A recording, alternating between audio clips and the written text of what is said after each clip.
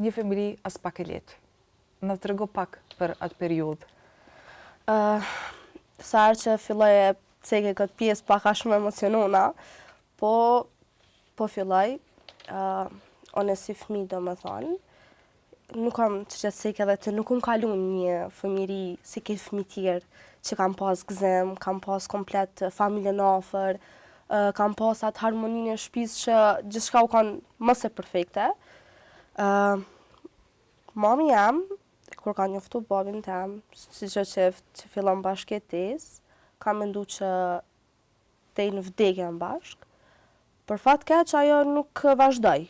U shkput nga fillimi i shtatzanisë. Mami u shpërngul në qytetin e Gjilanit, ku aty unë linda më herët, në muajin e 7. Isha në rrezik me jetën, por pshtova. U rrita pak a shumë një vit e gjys, mami më dërgoi te tezja ime në Sanxhak, sepse prjardhjen e kanë nga Sanxhaku.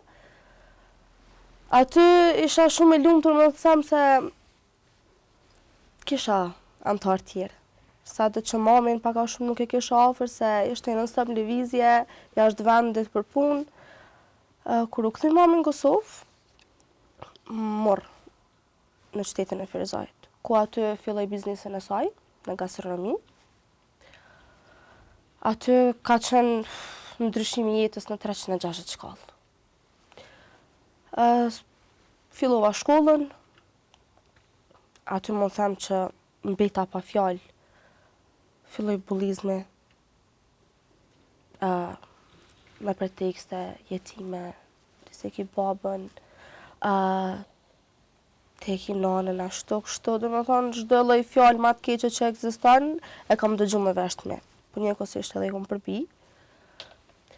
Du me cik që unë e kam vetëm mamin. Po ndalemi pak tek çajo pjesa kur prindërit janë nda. Si e ke përjetu qatë periudhë? Edhe si të kanë tregu ty? Tash ajo pjesë, ta cega që akoma nuk kam lind. Fillimet e para të mia të jetës kur kam fillu me kuptu, gjithmonë më kanë gënjur me faktin që babi është larg këtu punu, vje. Një ditë për ditëve i pasha shoqët e mia me baballar, vishin shkolli mershin, edhe për marrë çantën, për shkojnë në shtëpi puna, me thënë mamit sot ki më tregu drejt ku e kam babin. Kur nuk e harroj fytyrën e mamit tem, kur më ka thonë, okej, nashta je vogël, po e kam për detyrë me të shpjegu. Unë edhe babi yt jemi nda shumë kohë më herët. Për shkaqe që edhe sot nuk i di, as nuk du mi dit, më ka ardhur si një shtyme në trup temin që jam nalë më kështu, më thonë, qysh, a nuk e kam në babin? Edhe kom fillu me pyet po ma detaje, ka thonë që momentin kur të rritësh, po besoj që i kimi kuptu.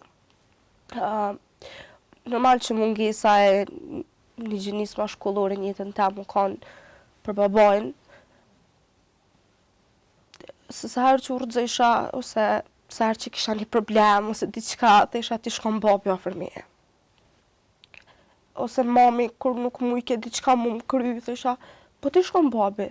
Po besoj që ai më kishte dal hak. Po për fat keq nuk ka ndodhur ky sen, mungesa u kanë gjithnjë. Në çdo aspekt, në çdo ditë, në çdo event. Po them që ndoshta u kanë më mirë që me jetu veçën edhe më.